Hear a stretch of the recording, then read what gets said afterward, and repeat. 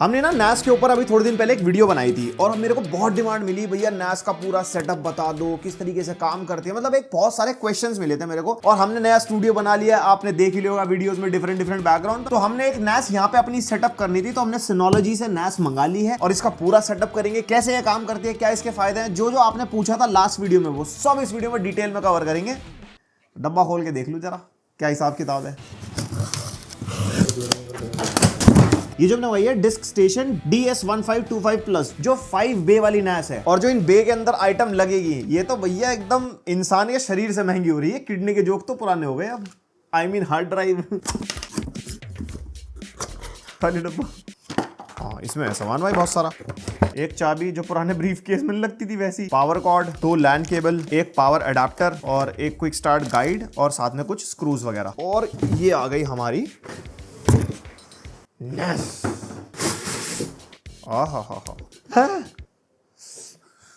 Current लग। अब इसके अंदर लगाएंगे हम अपनी स्टोरेज।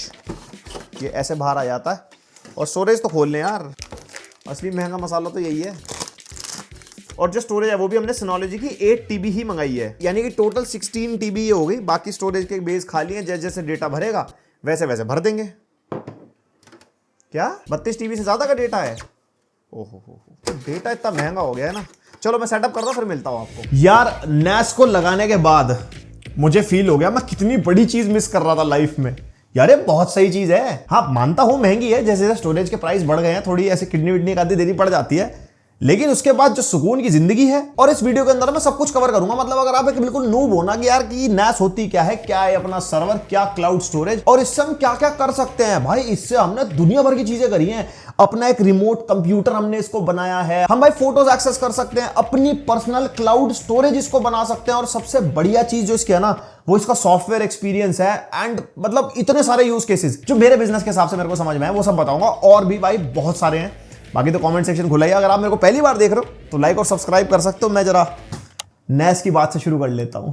अब सबसे पहले सवाल ये आता है कि NAS होती क्या है। देखो NAS is network attach storage. अब एक स्टोरेज तो है ही आपके पास, लेकिन उसको आपने नेटवर्क से अटैच कर दिया है। अब उसको फिर आप कैसे भी एक्सेस कर सकते हो, रिमोटली भी एक्सेस कर सकते हो, थ्रू लैन भी एक्सेस कर सकते हो, कहीं से भी डेटा अपलोड कर लो, एक्सेस कर लो। सिंपल, आपकी पर्सनल घर की क्लाउड स्टोरेज, उसको NAS बोलते हैं। अब NAS तो ये हमारा डब्बा हो गया, पर ये डब्बा अपने आप नहीं चलता, मतलब चलता अपने आप ही है। इसके अंदर ना हमारे को स्टोरेज भी लगानी पड़ती है। जैसे इसके अंदर हमने Synology की HAT3320 वाली प्लस सीरीज लगा रखी है। अब ये NAS वाली HDD है। अब ये नॉर्मल हार्ड डिस्क ड्राइव जो हमारे कंप्यूटर वगैरह में लगी होती है ना, ये 3.5 इंच वाली, ये NAS वाली उससे बेटर है क्योंकि ये वाइब्रेशन रेजिस्टेंट होती है, तो जल्दी से खराब नहीं होती। और इसी वजह से हमारे को constant read and right speeds मिलती है। और ये HDDs ना रेड फ्रेंडली होती है, रेड कॉन्फ़िगरेशन होती है, वो भी मैं आगे बताऊंगा आपको। और जैसे कि NAS हमारी 24/7 चलती है, तो ये HDDs बनी उसी हिसाब से होती है कि 24/7 चल पाए। ऐसा नहीं कि भाई चलाई ज्यादा चला दी, गर्म होगी, फूक गई, खराब होगी।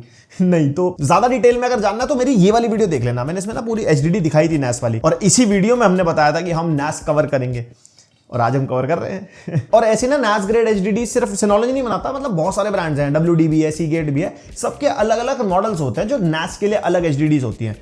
तो जो सस्ता मिले, जो कि आज की डेट में नहीं मिल रहा, अपने हिसाब से देख लेना।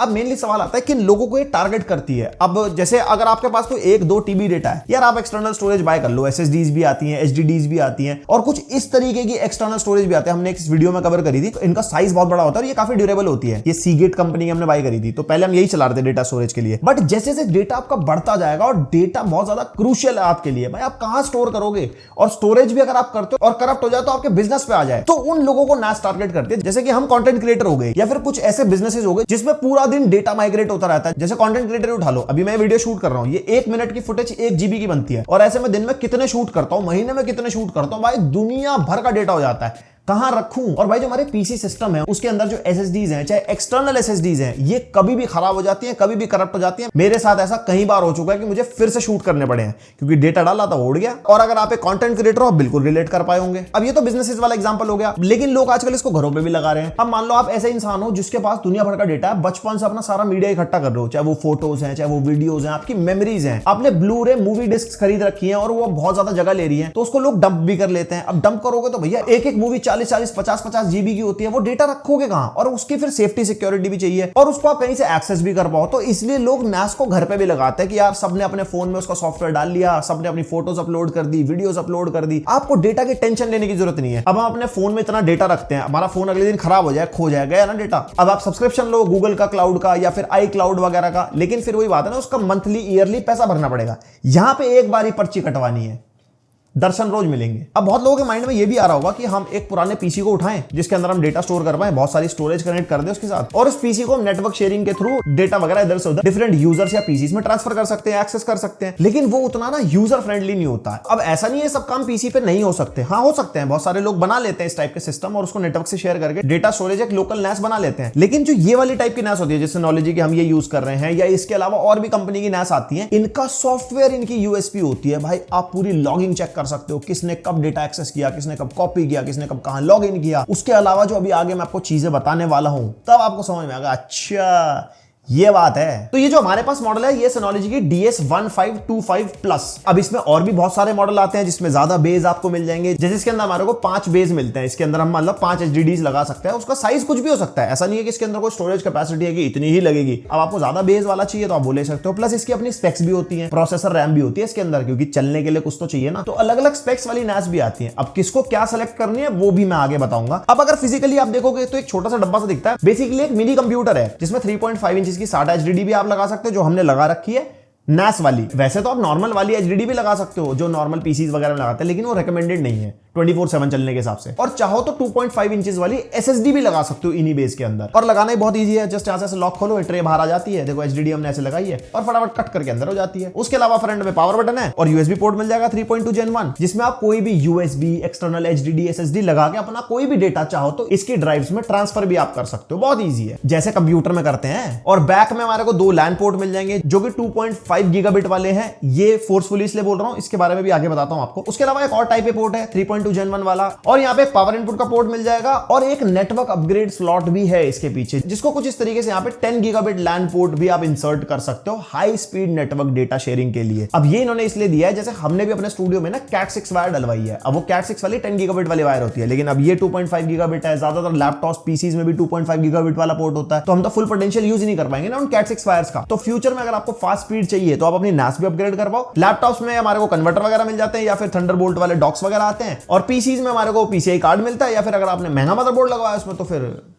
रजवाड़ी बातचीत पहली होती है। और पीछे 2 टाइप सी पोर्ट भी हैं, और ये नॉर्मल टाइप सी पोर्ट नहीं है, ये सिर्फ और सिर्फ एक्सपेंशन में काम आएंगे। जैसी हमारी ये NAS दिखने वाली है ना, सिमिलरली ऐसे इनके एक्सपेंशन भी आते हैं। मतलब उसके अंदर अपनी कोई टेक्निकल चीजें नहीं होती, सिर्फ हार्ड डिस्क के बेस होते हैं। अगर आपकी हार्ड डिस्क कम पड़ने लगे इस वाले सिस्टम में तो आप चाहो तो एक्स्ट्रा एक्सपेंशन खरीद सकते हो उसमें और हार्ड डिस्क लगाने के लिए। वो स्टैंड अलोन सिस्टम नहीं होगा जैसे ये है अपना, क्योंकि इसके अंदर अपना CPU रैम वगैरह भी है, उसमें नहीं होगी। जैसे सिनोलॉजी की DX2525 आती है, बिल्कुल दिखने में देखो सेम है, बट वही जो मैंने बताया वो यूज इसका ही प्रोसेसर करेगी चलने में। और नीचे हमारे को 2 एक्स्ट्रा SSD के स्लॉट भी मिलते हैं। ये उस टाइप के डेटा में काम आते हैं जिसमें आपको fast read and right speed चाहिए होती है। जैसे फॉर एग्जांपल आप 4K वीडियो एडिटिंग कर रहे हो, 4K 60 FPS 10 बिट वाली फुटेज, तो आप वो SSD में स्टोर करो, क्योंकि read and right speed fast है, डेटा एक्सेस फास्ट है, तो आपका एडिटिंग एक्सपीरियंस उसके अंदर बढ़िया रहेगा। जिसके अंदर HDD स्ट्रगल करती है, HDD पे आप 1080p लेवल तक की वीडियो एडिटिंग कर सकते हो। एंड इवन इन SSDs को आप कैश के लिए भी यूज कर सकते हो। जैसे हमारे प्रोसेसर में कैश मेमोरी होती है ना, जो भी फ्रीक्वेंटली डेटा हमारा एक्सेस होता है, जो भी प्रोसेसर एक्सेस करता है, तो वो कैश में स्टोर होता है। ऐसी जो हमारी HDDs है जो फ्रीक्वेंटली डेटा एक्सेस कर रही है, मान लो कोई फोटोज के थंबनेल्स हो गए, जब आप स्क्रॉल करते हो ना एकदम बढ़िया बढ़िया फटाफट थंबनेल दिख जाते हैं, तो वो कैश में स्टोर होते हैं। तो आप SSDs को एज अ कैश यूज करोगे तो वो प्रोसेसिंग आपकी फास्ट हो जाएगी। अब थोड़ी तकनीकी बातें कर लेते हैं। जैसे कि मैंने बताया एक मिनी कंप्यूटर है, तो इसकी अपनी स्पेसिफिकेशंस भी है, जिसके अंदर AMD Ryzen V1500B प्रोसेसर है, जो हमारा 4 कोर 8 थ्रेड्स का प्रोसेसर है। जितना इसे काम करना उतने के लिए बढ़िया है। और ये ना प्रोसेसर बना भी इस हिसाब से है कि जो नेटवर्किंग वाले काम कर ले, तो इसके अंदर कोई ना iGPU नहीं है, क्योंकि कोई GPU वाले टास्क भी नहीं है इसके अंदर। वैसे है भी,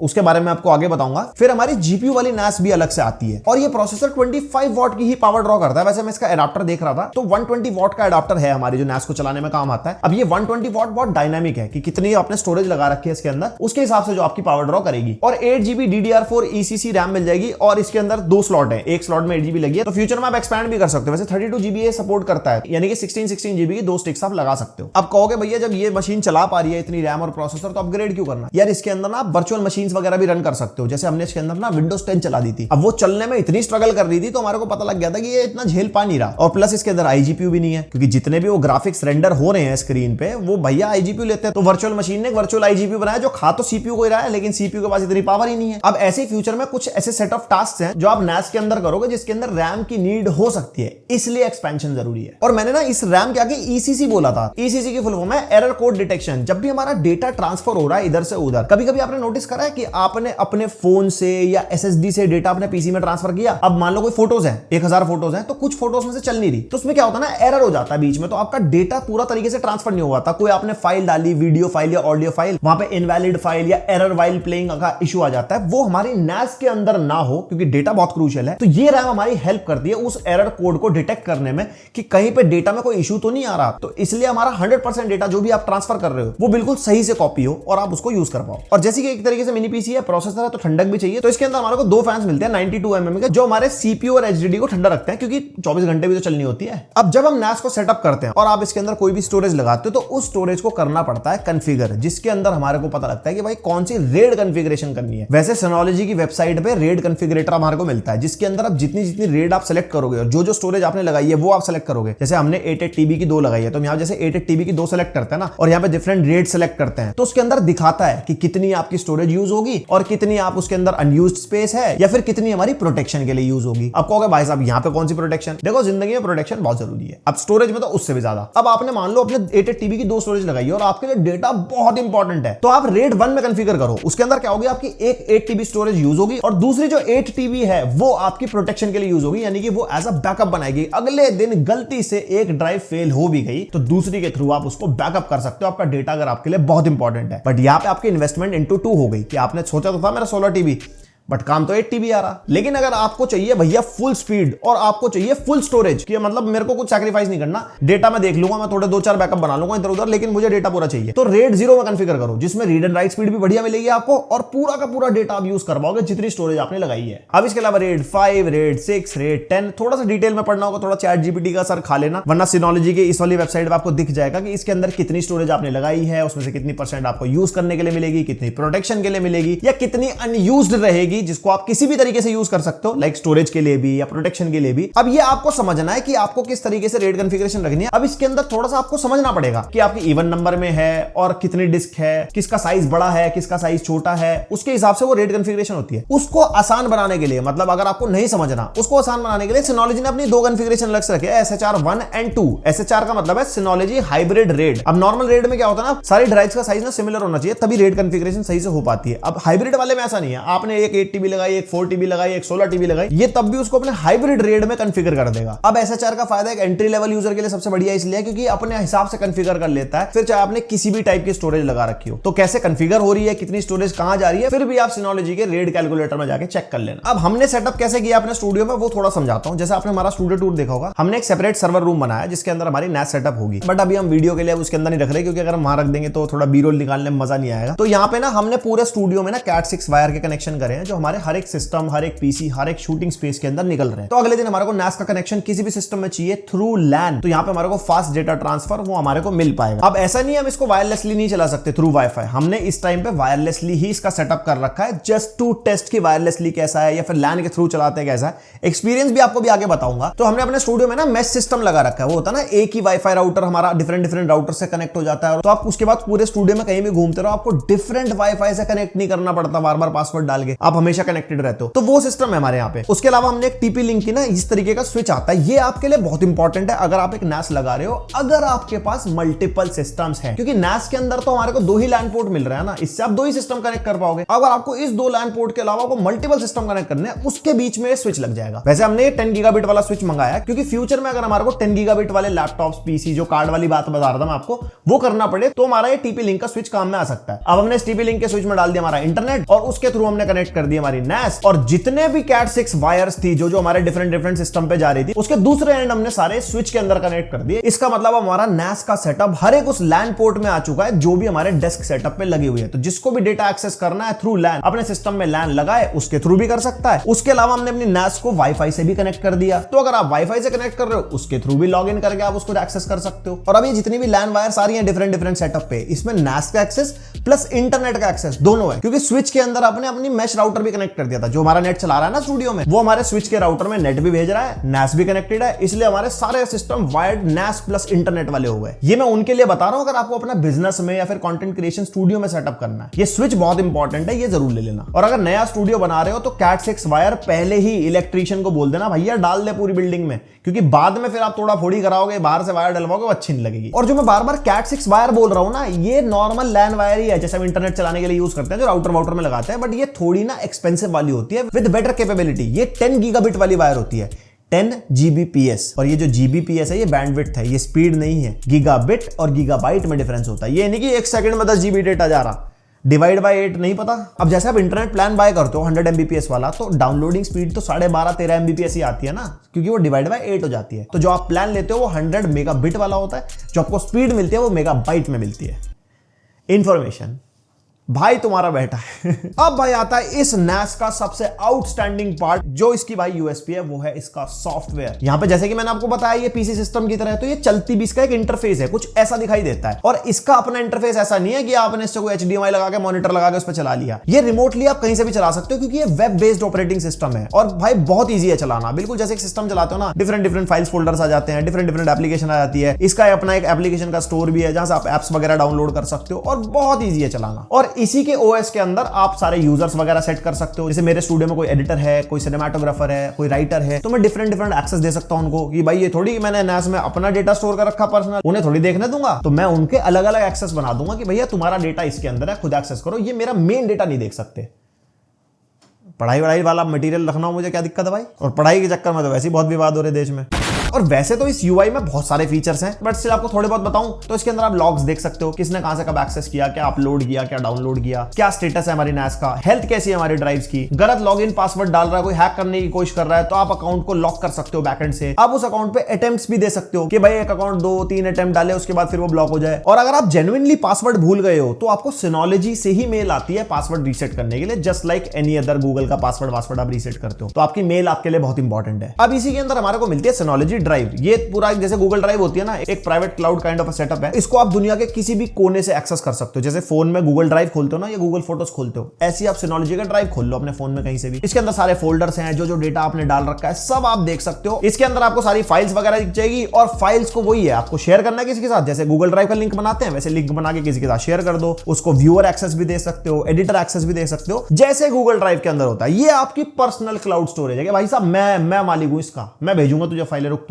और आप चाहो तो अपनी फाइल्स पे पासवर्ड भी लगा सकते हो, किसी को शेयर कर रहे हो विद अ पासवर्ड शेयर करो। जैसे PDF नहीं होती हमारी पासवर्ड वाली, खुल नहीं पाती वो। अब ऐसे ही आपने डेटा भेजा है तो लिंक्स के ऊपर आप अपना टाइमर भी सेट कर सकते हो कि इतने घंटे तक किसी ने डाउनलोड कर लिया, ठीक है, उसके बाद लिंक हो जाएगा एक्सपायर। अब अगर आपका कोई एक बिजनेस है, जैसे मान लो मेरा कंटेंट क्रिएशन का स्टूडियो है, तो आपके पास बहुत सारे एम्प्लॉइज हैं। अब मान लो आपको कोई एम्प्लॉय अगले दिन छोड़ के चला गया, तो उसको आपने एक्सेस दे रखा था, तो यहाँ पे आप यूजर्स वगैरह मैनेज कर सकते हो, उसका अनलिंक कर दो एक्सेस, ताकि वो डेटा एक्सेस ना कर पाए। और ओनरशिप ट्रांसफर भी हो जाता है, उसकी जगह कोई दूसरा एम्प्लॉय आया तो अब उसकी तरफ उसके डेटा की ओनरशिप ट्रांसफर कर दो, ताकि वो सारा डेटा वो एक्सेस कर सके। और आप चाहो तो उसके अंदर वाटर मार्क भी सेट कर सकते हो, कोई इतना एक्सक्लूसिव डेटा है जो आप चाहते हो कोई और उसको एक्सेस ना कर ले, अपने नाम पे ना बता दे, तो अपना वहां पे आप वाटर मार्क भी लगा सकते हो, जिससे कि वहां पे कहीं पे पब्लिश वगैरह हो तो आपका नाम भी जाए साथ में। बाकी फाइलें हैं तो लिमिटेशन सेट करनी हो, फाइल्स को लॉक करना हो, ये सब तो हो ही जाएगा। और इस सॉफ्टवेयर में ना Synology ऑफिस करके भी मिलता है हमारे को। जैसे हम गूगल का डॉक्यूमेंट नहीं शेयर करते गूगल डॉक्स में, वो कमेंट ऐड करना हो, एडिट्स वगैरह किसी को बताने हो किसी डॉक्यूमेंट के बारे में, या कोई डिस्कशन वगैरह करनी हो, वो सारा काम लोकली आप अपने Synology ऑफिस पे कर पाओगे। मान लो आपकी कोई इतनी इंपॉर्टेंट फाइल है जो आप इंटरनेट पे नहीं डालना चाहते, गलती से लीक होगी, किसी को पता लगी कुछ है, आप अपने ऑफिस तक ही रखना चाहते हो, तो आप इसको as a cloud storage use करो। और भाई मेरा सबसे फेवरेट Synology फोटोज, भाई सबसे मुश्किल है फोटो संभाल कर रखना। गूगल फोटोज का सब्सक्रिप्शन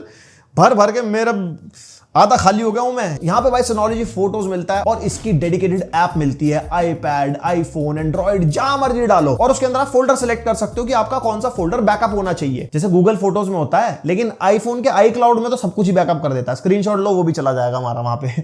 तो आईफोन के तो खैर अपने अलग ही नशे हैं। और इसके अंदर भी आईफोन में सेम ही हाल है, क्योंकि जैसे मैंने डाला था ना, कोई फोल्डर सेलेक्ट करने का आया तो है नहीं। अब मैं स्क्रीनशॉट ले रहा हूं, कोई फोटो क्लिक कर रहा हूं, कोई व्हाट्सएप पे मुझे कुछ भेज रहा है, वो सब बैकअप हुआ चला जा रहा है। लेकिन एंड्रॉइड के अंदर हमारे को फोटो सिलेक्शन का ऑप्शन मिलता है। अब ये बिल्कुल गूगल फोटोज की तरह काम करता है। लाइक डुप्लीकेट इमेजेस को स्टैक कर देता है, पीपल रिकॉग्निशन होता है, जैसे दिखाता है ना कि अलग अलग चेहरे, उसकी फोटोज अलग अलग हो जाएंगी और डिफरेंट यूजर्स अपने हिसाब से फोटो बैकअप कर सकते हैं। फॉर एग्जांपल, आपके फोन का डेटा अलग से बैकअप हो रहा है, अब आपके घर में और कोई मेंबर है, उसको भी अपना डेटा बैकअप करना है, तो उसमें डिफरेंट यूजर्स का डेटा होगा, मिक्स नहीं होगा आपस में। एक यूजर अपना डेटा एक्सेस कर पाएगा, दूसरा यूजर अपना। जैसे गूगल की आईडी होती है, पर्सनल क्लाउड स्टोरेज। बट जो घर का मुखिया होगा, जिसके पास एडमिन एक्सेस होगा, वो सब कुछ देख पाएगा।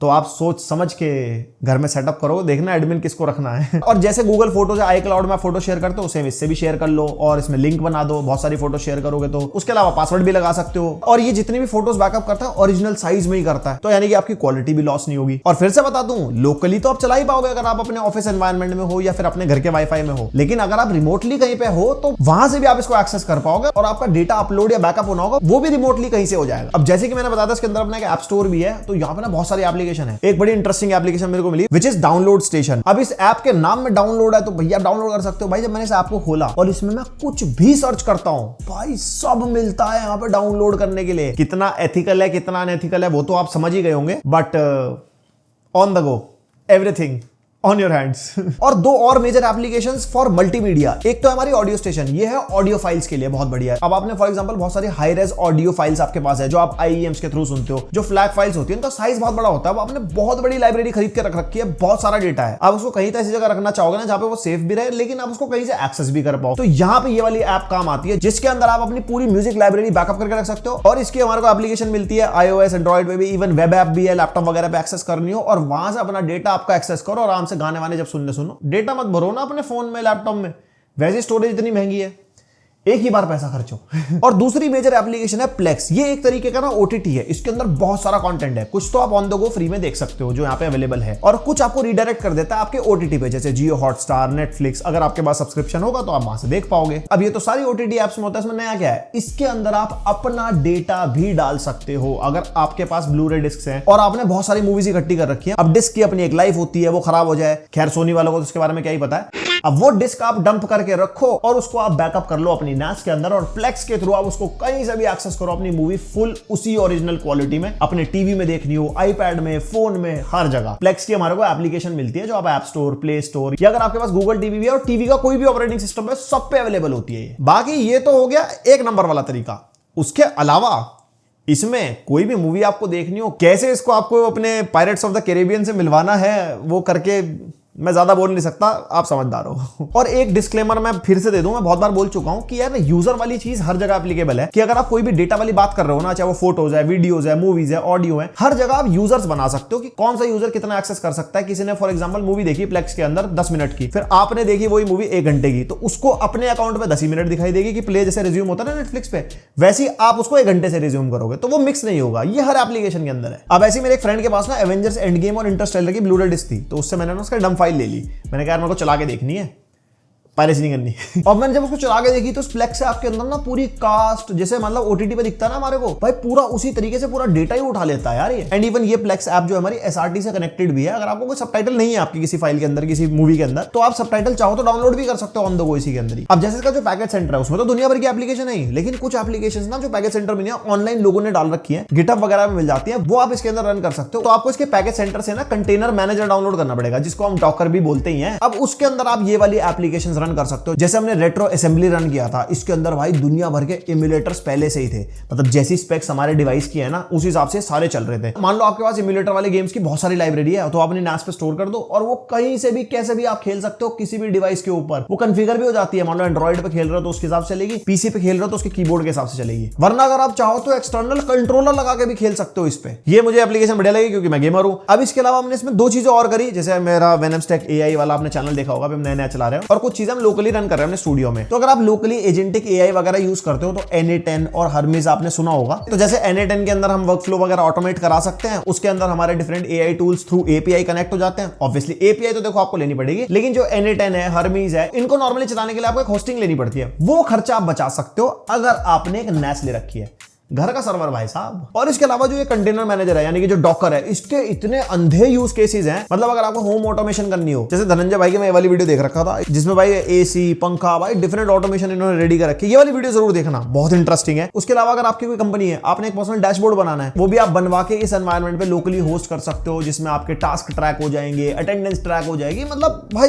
अनगिनत यूज केसेस हैं। यूट्यूब पे ChatGPT पे थोड़ा खंगाल लेना, जितना मुझे समझ में आया मैंने आपको बताया। और डॉकर का सबसे बड़ा फायदा पता क्या है? जैसे आपने NAS को लॉगिन कर लिया एक बार, अब बार बार लॉगिन करने की जरूरत नहीं है ना। डॉकर अपने आप में एक वेब सर्वर बना देता है। फॉर एग्जांपल एक तरीके की वेबसाइट मान लो, आपने मान लो रेट्रो असेंबली चलाई, उसका अपना आईडी पासवर्ड है, तो वो आप लॉगिन करो सीधा वो चला लो किसी भी जगह पे। सिमिलरली अगर आपने Na10 खोला, उसका अपना आईडी पासवर्ड है, तो मतलब वो एक सेपरेट वेब पेज की तरह चलेंगे, ना कि आपको अपने NAS पे आना पड़ेगा बार बार। और एक सबसे बढ़िया चीज, वर्चुअल मशीन भी आप इसके ऊपर रन कर सकते हो। वर्चुअल मशीन की ना डायरेक्टली ऐप मिल जाती है आपको, और उसके अंदर आप अपना कोई भी ओएस डिप्लॉय कर सकते हो। आई नो उसकी स्पेक्स इतनी अच्छी है नहीं, जैसे हमने इसके अंदर ना विंडोज 10 चला दी थी, जैसे 11 चलाने का मन था, लेकिन वो उसने कहा नहीं भैया मेरे बस की नहीं है। इसके अंदर iGPU नहीं है ना, तो प्रोसेसर भी इतना पावरफुल नहीं है। तो विंडोज 10 जब हमने इसके अंदर चलाई, तो वो ये जैसे ISO फाइल होती है वो लोड कर दी, और इसके अंदर प्रॉपर विंडोज 10 हमारी चल रही थी। अब फॉर एग्जांपल कोई लेटेस्ट गेम आई जिसका मेरे पास कोड आया और मेरे को लाइव स्ट्रीम करनी है, अब मैं अपने स्टूडियो में नहीं हूं, तो मैं अपने रिमोटली फोन से डाउनलोड कर सकता हूं। सीधा वो गेम मेरा NAS में डाउनलोड हो जाएगा थ्रू स्टीम, और बस मैं घर पे आके अपने थ्रू लैन वो गेम अपने पीसी सिस्टम में लोकली डाल के अपना फाइल वेरीफाई करा के तुरंत खेल सकता हूं। और ये चीज ना हमारे टेस्टिंग में भी बहुत ज्यादा काम आती है।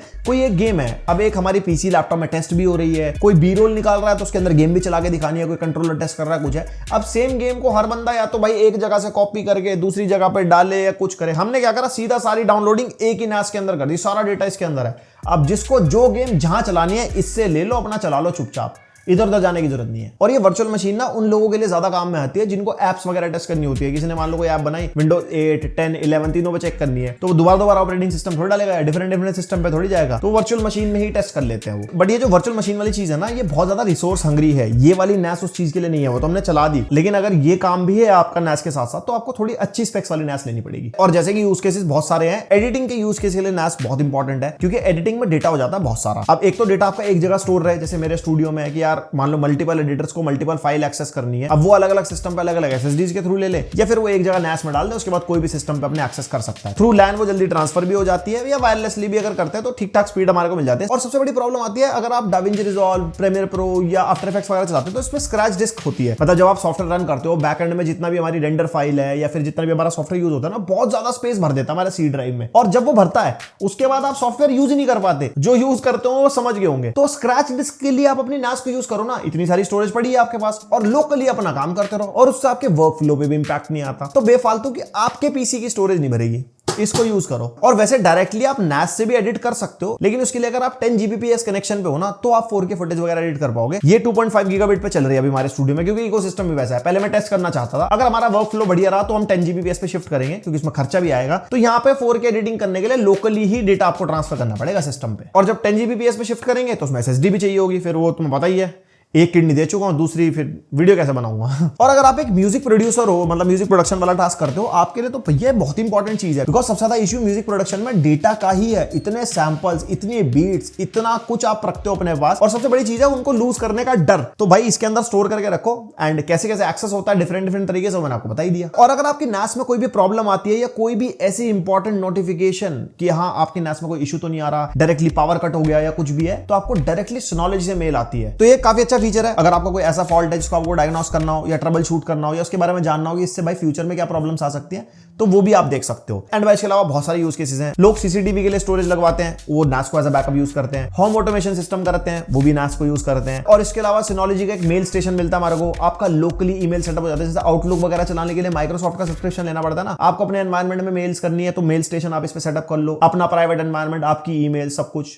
मीटिंग खेल लो। और एक इनकी एप्लीकेशन है Synology चैट, जो Slack की तरह काम काम करती है, जो काफी सारे ऑफिस या कॉर्पोरेट एनवायरमेंट्स में यूज करते हैं कि किसी को काम असाइन करना है, कोई ग्रुप डिस्कशन करना है, किसी से कोई अपडेट लेना है, वो भी इसके अंदर हमारे को मिलता है। उसके लिए फालतू के सब्सक्रिप्शन लेने की जरूरत नहीं है। ऐसे दुनिया भर के यूज केसेस हैं जितने मैं देख पाया हूं। उसके अलावा भी अगर आपको सीखना है, आप नेस्ट सेटअप करने वाले, उसके अलावा आपको पॉसिबिलिटीज जाननी है, तो ये वाला एक चैनल है भाई, ये देख लेना। इस पर आपको दुनिया भर का कंटेंट मिल जाएगा नेस्ट के ऊपर। मतलब इतना कुछ कि अगर मैं समराइज करने पे आऊं तो मेरी वीडियो भी 1 घंटे से ऊपर की चली जाएगी। तो समझ सकते हो अब ये कितनी केपेबल चीज है। अब नेस्ट तो ले लोगे भैया, थोड़ी इंपॉर्टेंट चीजें भी हैं, थोड़ी टिप्स है मेरी तरफ से, वो लेते जाओ। सीधा इसको पावर इनपुट पे मत प्लग इन कर देना। इसके लिए आपको एक पावर बैकअप बहुत जरूरी है, एक यूपीएस बहुत इंपॉर्टेंट है, या इसका ना एक यूएसबी यूपीएस भी आता है। मतलब लाइट जैसे जाएगी ना, तो वो यूएसबी के थ्रू एक सिग्नल भेजेगा नेस को कि भैया लाइट जा चुकी है, अपने आप को बंद कर ले। तो नेस अपने आप को ऑटोमेटिकली बंद कर लेगी विदाउट एनी डेटा इशू। वरना अगर यूपीएस लगा हुआ है, उसमें इतना बैकअप होगी आपकी नेस को चला के रखे जब तक लाइट आपकी वापस आए। क्योंकि अगर आपकी नेस डायरेक्टली बार बार बंद होगी तो आपकी हार्ड ड्राइव्स भी खराब हो सकती है, आपकी नेस भी खराब हो सकती है, आपके डेटा का नुकसान हो सकता है। वो